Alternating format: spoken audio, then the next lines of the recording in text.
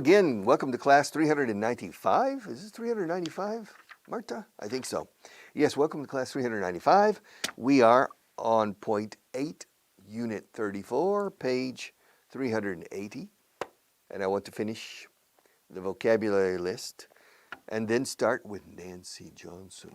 The story is very interesting, eh? All right. Acuerdo, agreement. Discusión acalorada, argument. Oso, como el oso yogi. Bear, yogi bear. Cuerpo, body. Body. Healthy in body and in mind. Comparación, comparison. Comparison. En inglés no decimos comparación, decimos comparison, con S. In francés dicen comparaison. So French and English are very similar. Spanish changes. Comparison, comparison, comparison, comparison. To compare. Two things is to make a comparison. Con el verbo to make. If you compare this pencil with this pencil, we are making a comparison. A comparison. All right, comparison. Responsable. Dependable. Okay. Responsible. Responsible. Responsible significa responsable, pero es un adjetivo siempre. Lo que no existe en inglés es la palabra el responsable. Yo soy el responsable. No, I'm the manager. I'm the man in charge.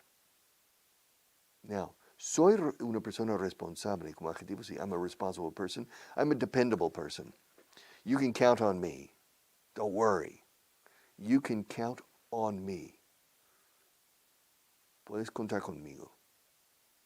Entonces, count on. No digas count with. Si dices you can count with me, es que te puedes unir a mí. Contamos juntos. 1, 2, 3. Eso es de count, contar con. Contar en mí. You can count on me. I'm a dependable person. I'm a responsible person. I'm a reliable person. Yes. I'm not irresponsible. I'm not undependable. I'm not unreliable. Call me irresponsible. All right. Okay, dependable. Caro, expensive. Expensive, que suene la X bien. The taxis in Extremadura are expensive. Remember? Pesado, heavy. Ahora, pesado de que pesa mucho, eh? Yo soy un profesor muy pesado, ¿a qué sí? No se dice heavy. Heavy. I'm a pain in the neck. Un dolor en la nuca o en el cuello. I'm a pain in the neck. Como un tortícolis. I'm a pain in the neck. Soy un pesado. Ahora, heavy es pesado porque pesa o bien profundo. Heavy metal. El heavy means, qué profundo. This is heavy, man.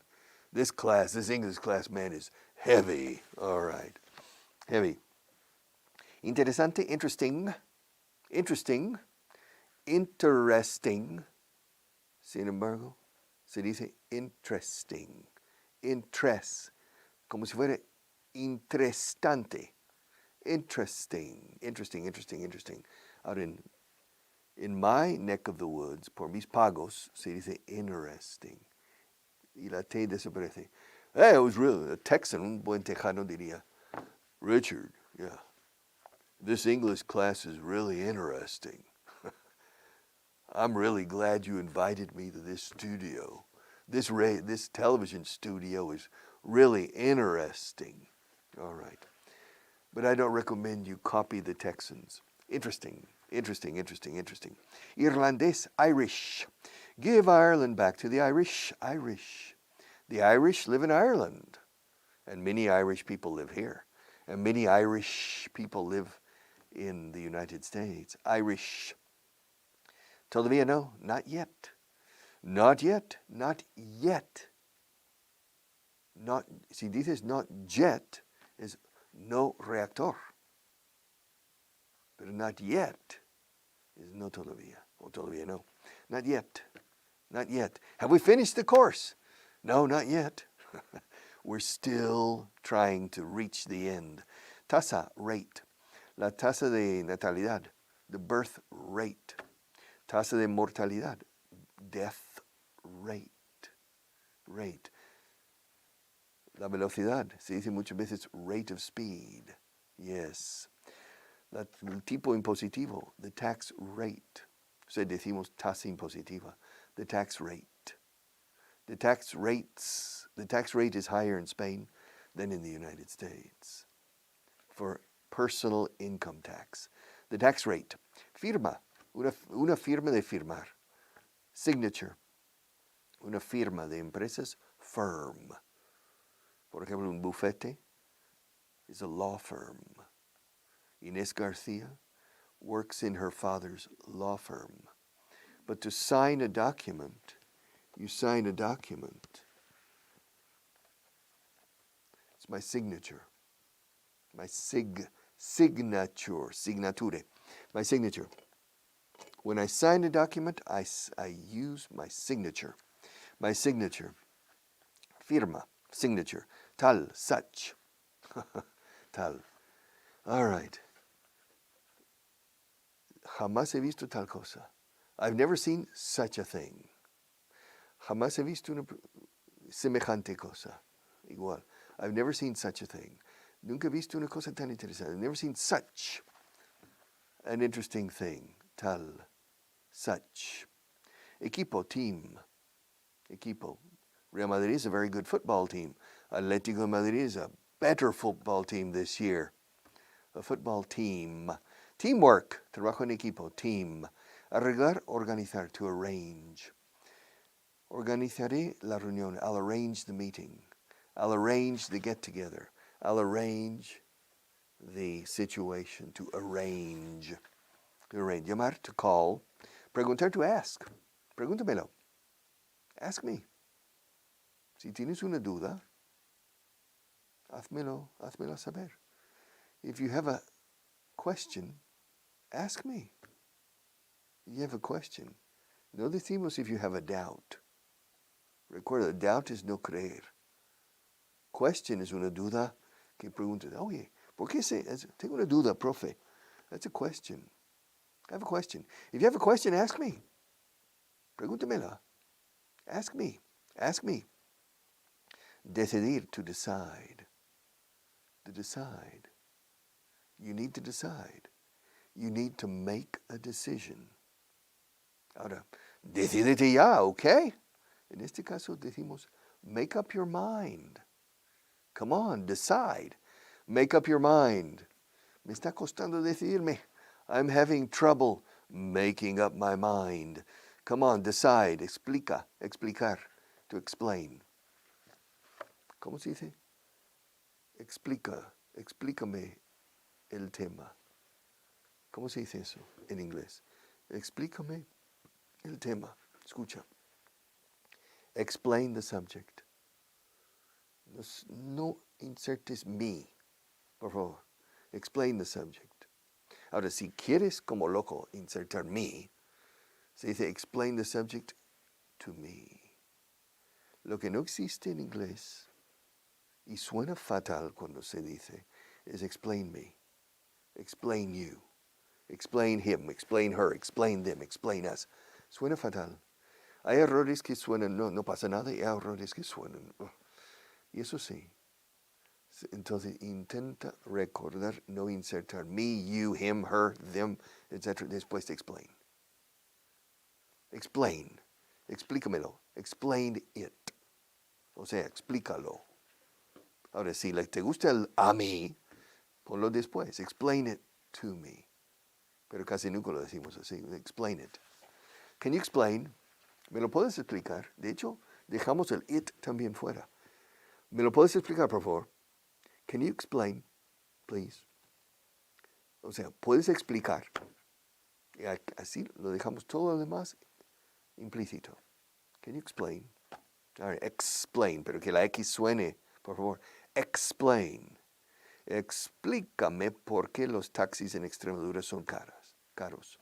Explain why. ¿Ves? No he dicho explain me. Explain why the taxis in Extremadura are expensive. Okay, explain. Ayudar is to help Help me, Rhonda. Ayúdame, Rhonda. Rhonda is a girl's name. Help me, Rhonda. Trabajar.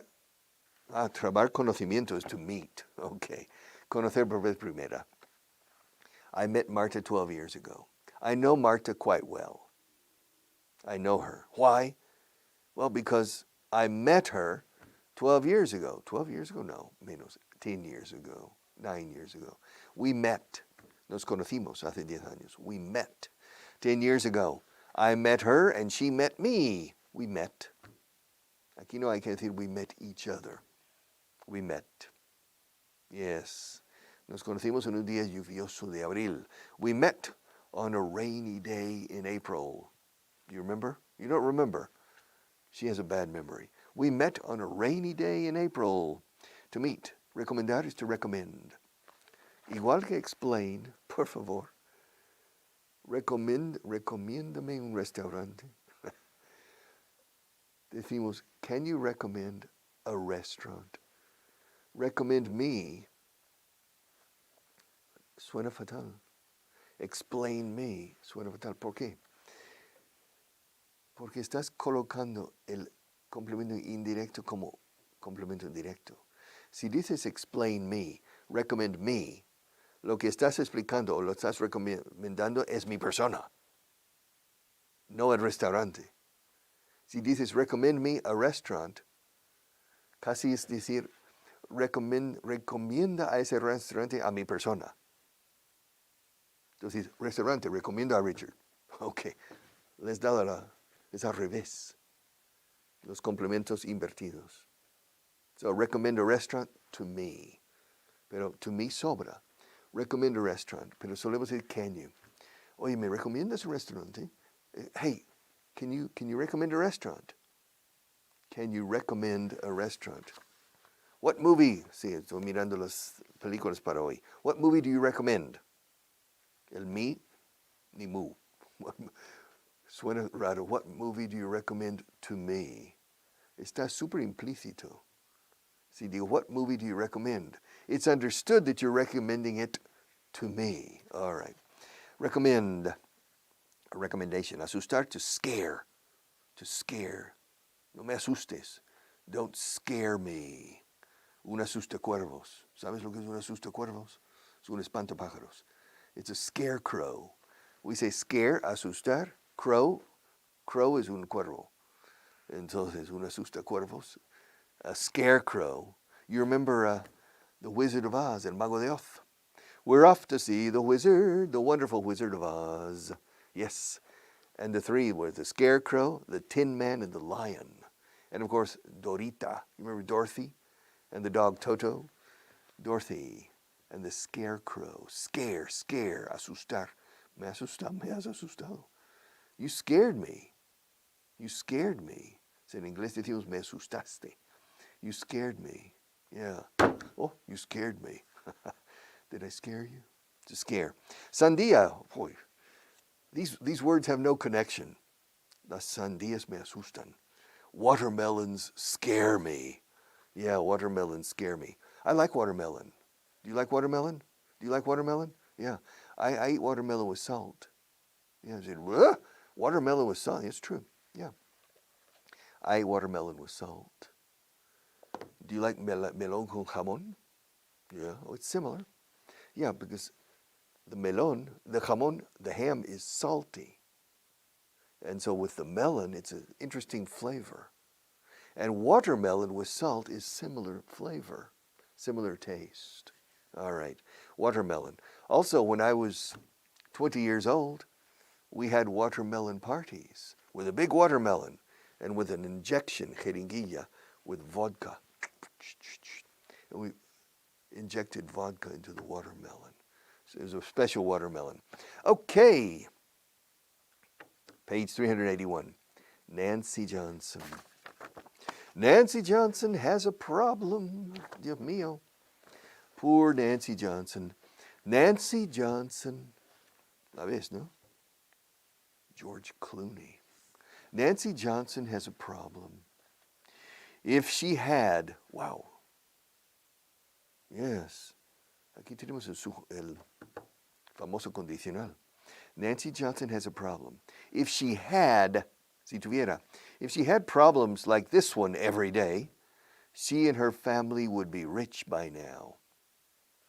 Her problem is that she's been offered a job to decorate the home of George Clooney in Aspen, Colorado, the most famous ski resort in the United States. It would mean spending at least 1 week out of every month in Aspen. This evening, she will discuss the problem with her husband, Philip, and then call Eddie Campbell to let him know her final decision. Eddie Campbell, Eduardo Campbell. Eddie Campbell is a famous interior decorator and the most prestigious professor of interior design in California. He teaches at UCLA, which stands for the University of California at Los Angeles. He and his students often help the Hollywood rich to decorate their homes in Beverly Hills and Malibu Beach. He knows Nancy Johnson very well because they studied interior design together at the University of Kansas. Eddie and his students decorated George Clooney's home in Beverly Hills 7 years ago. Last week, Mr. Clooney called Eddie, asking him to decorate his new home in Colorado. Since Eddie couldn't do it, he told Mr. Clooney that he had the perfect person for the job. Now Nancy has to make a decision. Her sister's mother, her sister and mother, tengo un error aquí. Her sister and mother live in Coffeyville, Kansas. Her sister is single. If they could come up to Lincoln from time to time to stay with the kids, then maybe Nancy could have time to go to Colorado and do the job. Also, she's sure that the technical school where she works would give her the time off as well. It would mean a lot for the school to have a teacher who's decorating the home of George Clooney. What will Philip say? She thought. All right. Nancy Johnson, as you remember, is an interior decorator. She teaches interior design at a technical college in the morning, and in the afternoons she works freelance as an interior decorator. Now, she studied interior design quite a few years ago. Hace bastantes años ya. Quite a few years ago, she studied interior design at the University of Kansas. If you remember, Nancy is from Kansas originally. She's not from Nebraska. She lives in Nebraska with her family because her husband is from Nebraska, and her husband has a good job in Lincoln, Nebraska, the capital of the state. But Nancy is originally from Coffeyville, Kansas. Coffee is spelled differently. Coffey. It's a surname in English. El Señor Café, no, El Señor Coffee, with a different spelling. La Villa del Señor Coffee, Coffeyville, Kansas, is a town in southeastern Kansas near the border with Oklahoma and Missouri. So she's from there. Now, her father died many years ago, and her mother and sister live in Coffeyville. Her sister is single. Her sister has never married, and the mother and sister live together in Coffeyville, Kansas, which is about, it's about 300 kilometers, maybe. 250 or 300 kilometers from Lincoln, straight north, in the middle of the United States, Coffeyville, Kansas.